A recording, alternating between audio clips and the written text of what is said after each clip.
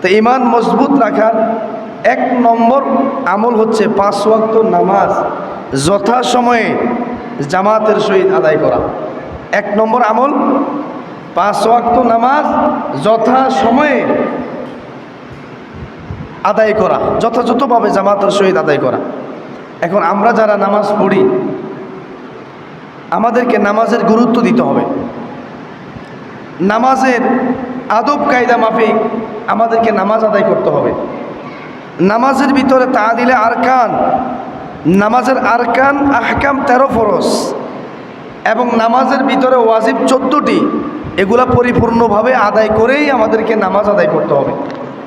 আল্লাহ পাক রব্বুল আলামিন কোরআনে পাকের একটা আয়াতে বলেন, আল্লাযীনা হুম ফি সলাতিহিম হাফিজুন, যে নামাজ, আমরা যে নামাজটুকু পড়ি, সূরা মুমিনুনের প্রথমে আছে ক্বাদ আফলাহাল মুমিনুন আল্লাযীনা হুম ফি সলাতিহিম খাশিউন, যে মুমিনরাই সফলতা অর্জন করেছে। যে মুমিনদের এক নম্বর গুণ থাকবে আল্লাযীনা হুম ফি সলাতিহিম খাশিউন, যারা খুশুর সহিত নামাজ আদায় করেছে। একটু কমাই, যারা খুশুর সহিত নামাজ আদায় করছে। এখন আমরা যে নামাজ পড়ি, খুশুটা কি আমরা কি এটা বুঝি?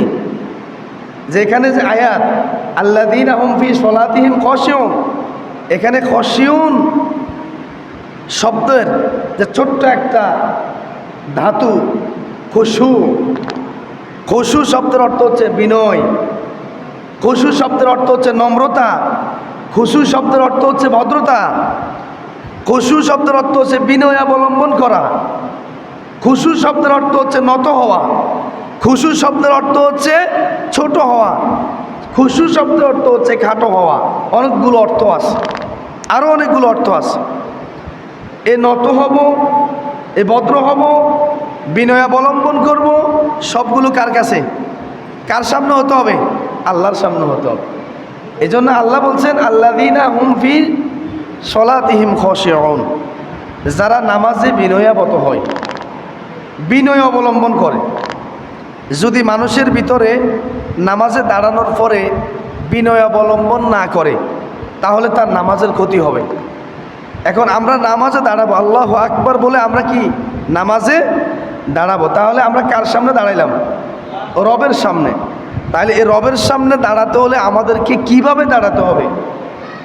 এই জন্য আল্লাহ পাক এই কথা বলছে আল্লাযীনা হুম ফি সলাতিহিম খাশিউন, ওই ইমানদাররাই সফল যারা নামাজ আদায় করার সময় বিনয় অবলম্বন করে, বিনয় হয়, নম্র হয়। এখন আমরা যারা নামাজ আদায় করি, এখন আমাদের নামাজে দাঁড়ানোর অবস্থাটা কি?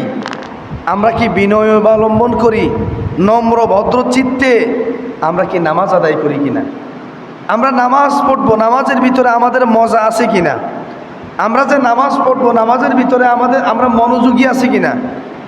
যদি আমরা মনোযোগী থাকি, যদি আমরা মজা পাই, যদি বিনয় হই, যদি নম্র হই, যদি বিনয় অবলম্বন করি, তাহলে বুঝতে হবে আমার নামাজ খুশুর সহিত আদায় হচ্ছে।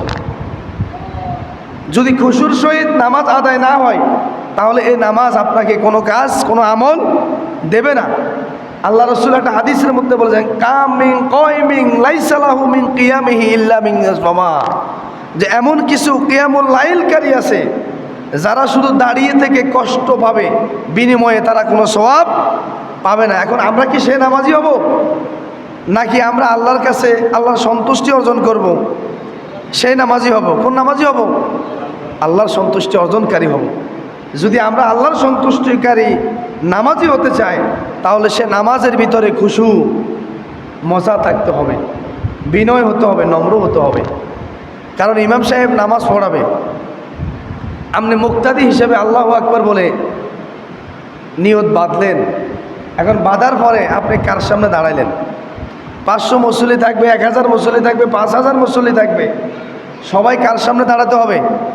আল্লাহর সামনে, রবের সামনে। তাহলে রবের সামনে আপনি যখন দাঁড়াবেন তখন কেমন থাকতে হবে? এবার আসেন ঈমান মজবুত করার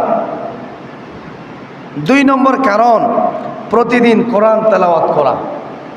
ঈমান মজবুত রাখার দ্বিতীয় আমল হচ্ছে প্রত্যেক দিন কোরআন তেলাওয়াত করা বা কোরআন অধ্যয়ন করা।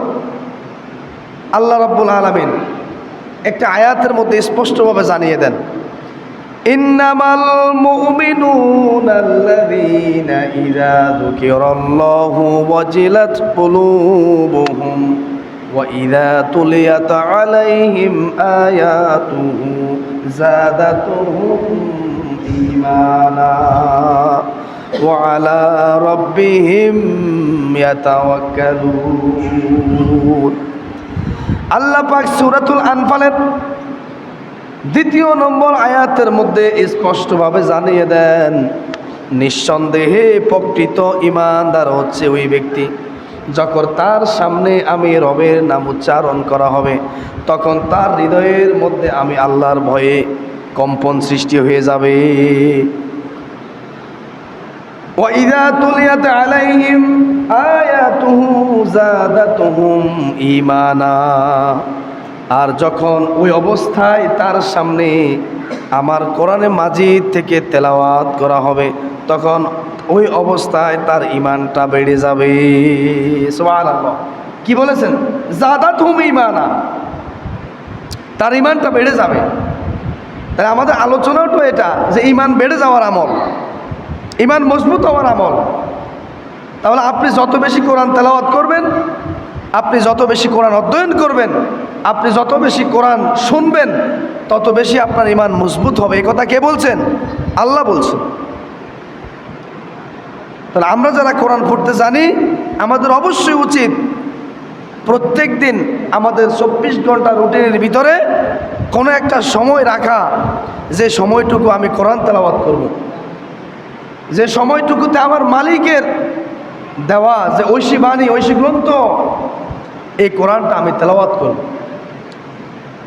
আপনি যদি কোরআনটা যত বেশি বেশি তেলাওয়াত করবেন, যত বেশি বেশি বুঝবেন, আপনার ঈমানটা তত বেশি মজবুত হবে। কারণ হচ্ছে আপনি কোরআন যত বেশি পড়বেন আপনি তত বেশি আল্লাহকে চিনবেন। ঠিক আছে কি না? যত বেশি কোরআন পড়বেন তত বেশি কাকে চিনবেন? আল্লাহকে চিনবেন। আর আল্লাহকে যত বেশি চিনবেন তত ঈমান বেশি মজবুত হবে আপনার। আজকে আমরা কোরআন না জানার কারণে, কোরআন না বোঝার কারণে, কোরআন না পড়ার কারণে আজকে অধিকাংশ আমাদের ঈমানটা দুর্বল হয়ে যাচ্ছে। এই কারণেই আমরা কোরআনের দ্বারে পাশেও নাই, বোঝা তো দূরের কথা। এজন্য আপনি যত বেশি কোরআন তেলাওয়াত করবেন তত বেশি আপনার ঈমান বৃদ্ধি করে দিবেন কে? আল্লাহ করে দিবেন। ঈমান মজবুত করার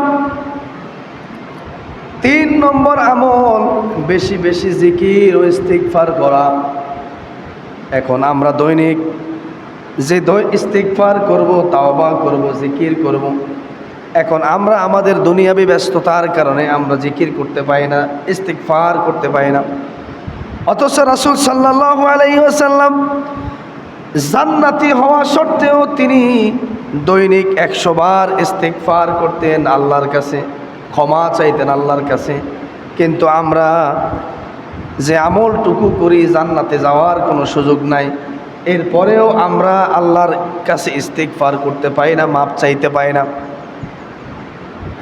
এবার খুব লক্ষ্য করেন, এজন্য কোরআনে আল্লাহ পাক বলেন, ফাযকুরুনি আযকুরকুম ওয়াশকুরুলি ওয়ালা তাকফুরুন।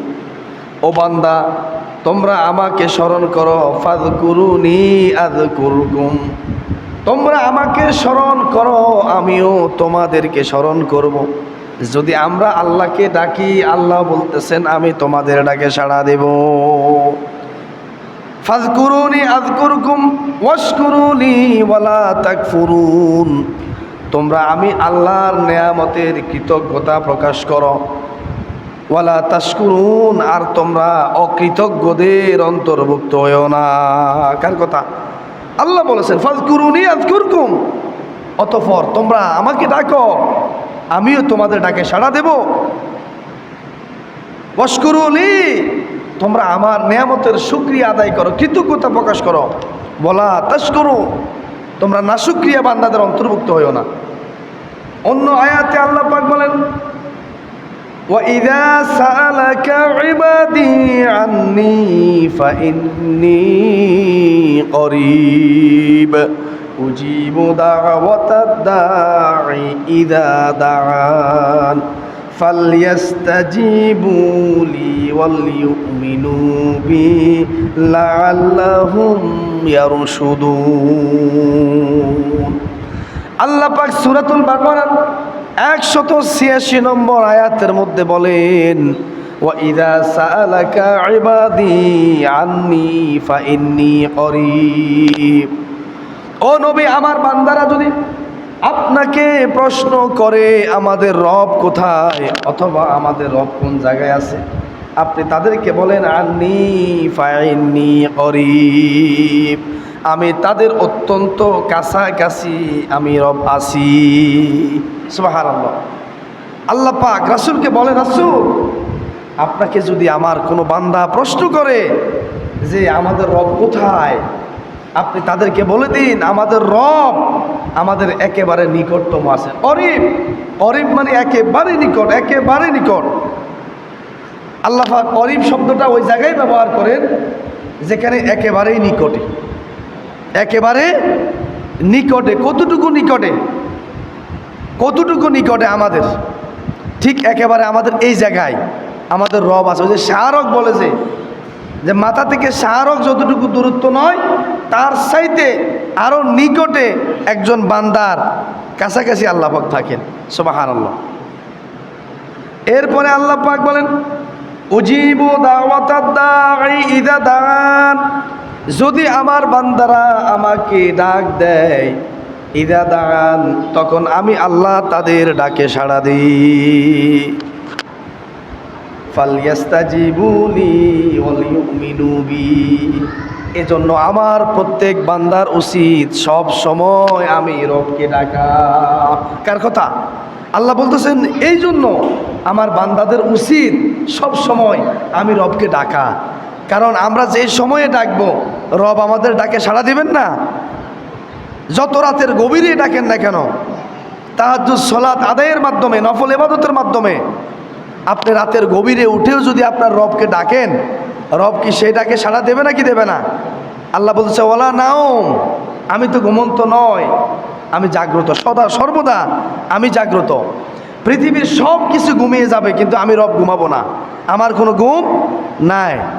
তাহলে আমরা যে টাইমে ডাকি না কেন রব আমাদের ডাকে সাড়া দেবে না? এবার লক্ষ্য করেন তওবাটা কেমন করতে হবে, ইস্তিগফারটা কেমন ভাবে করতে হবে, আল্লাহ পাক তা শিখিয়ে দিচ্ছেন। ইয়া আইয়ুহাল্লাযীনা আমানু তুবু ইলাল্লাহি তাওবাতান নাসুআ। আল্লাহ পাক বলে, ও ঈমানদার শোনো, তোমরা এমন ভাবে তওবা করো, তাওবাতান নাসুআ, তোমরা উত্তম তওবা আমি আল্লাহর কাছে করতে হবে। তোমরা গুনাহের জন্য মাপ চাইবে, তওবা করবে, কিন্তু তওবা করার পরেও যদি আবার সে গুনাহটা করো তাহলে এটা কেমন তওবা হবে? তোমরা তাওবাতান নাসুহা, উত্তম তওবা করতে হবে। যে গুনাহের জন্য তওবা করবা এই গুনাহটা আর জীবদ্দশায় তুমি করতে পারবে না, এমন তওবা করতে হবে। এখন আমরা তো গুনাহ করি আবার মাপ চাই, গুনাহ করি আবার মাপ চাই, কিন্তু তওবার সিস্টেম হচ্ছে আপনি যে গুনাহের জন্য মালিকের কাছে মাপ চাইবেন ওই গুনাহটা আপনি আর করবেন না জীবনে, এই প্রতিশ্রুতি আল্লাহকে দিতে হবে। তাহলে আপনার আল্লাহ আপনার তওবা কবুল করবে, আপনাকে আল্লাহ পাক মাফ করবেন। এবার দেখেন ঈমান বৃদ্ধির 4 নম্বর আমল হচ্ছে হালাল পন্থায় উপার্জন করা। আপনি যত বেশি হালাল পন্থায় উপার্জন করবেন আপনার তত বেশি ঈমান মজবুত হবে। আপনি যত বেশি হালাল পন্থায় উপার্জন করে ইনকাম করে বক্ষণ করবেন তত বেশি আপনার ঈমানকে আরো মজবুত করে দিবেন কে? আল্লাহ পাক। এই জন্য আল্লাহ রাসূল হাদিসের মধ্যে বলেন, লা ইয়াদখুলুল জান্নাতা জাসাদুন গুযিয়া বিল হারাম।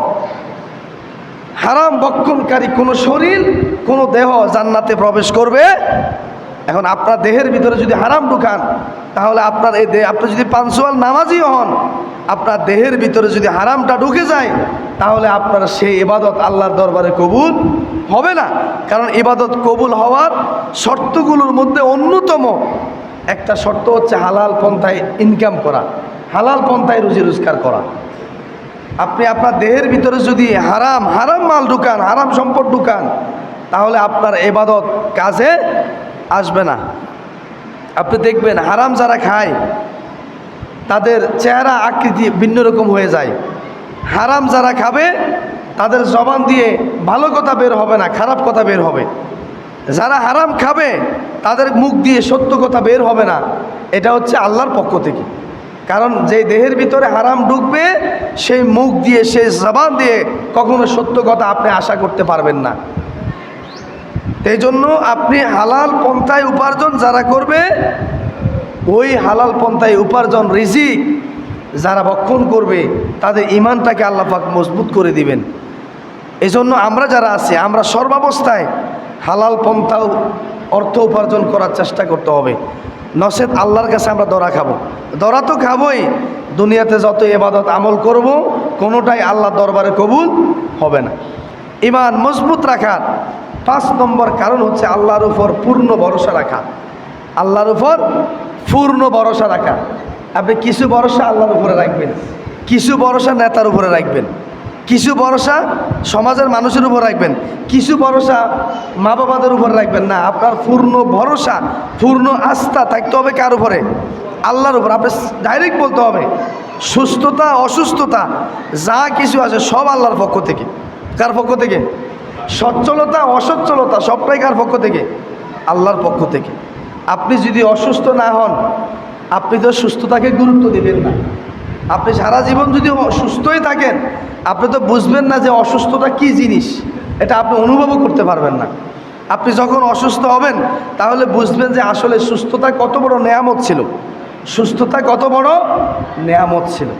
এই জন্য মাঝে মাঝে আমাদের যখন জ্বর হয়, আমাদের যখন বিভিন্ন রোগ হয়, বালা মুসিবত হয়, তখন আমরা একটু আল্লাহকে ধরি, আল্লাহকে খোঁজ করি, আল্লাহকে তালাশ করি, আসি না এরকম? তাহলে বুঝতে হবে অসুস্থতাও আল্লাহর পক্ষ থেকে আসে। কার পক্ষ থেকে? আল্লাহর পক্ষ থেকে। হতাশ হওয়া যাবে না। আপনি অসুস্থ হলেই আপনি বিভিন্ন কথা বলবেন না, এমনটা বলা যাবে না। একজন অসুস্থ ব্যক্তি, আপনি বুঝতে হবে হাদিসে স্পষ্ট আছে, আল্লাহ একজন বান্দার অসুস্থতার মাধ্যমে তার গুনাহগুলো জড়াই দেন। সুবহানাল্লাহ বলবেন না? কিসের মাধ্যমে? অসুস্থতার মাধ্যমে। আমরা যে গুনাহগুলো করি, ছোটোখাটো গুনাহ যেগুলো করি, আল্লাহ কিছু সময় অসুস্থতা দিয়ে আমাদের এই গুনাহগুলোকে কি করে দেন? জড়িয়ে দেন, মাফ করে দেন।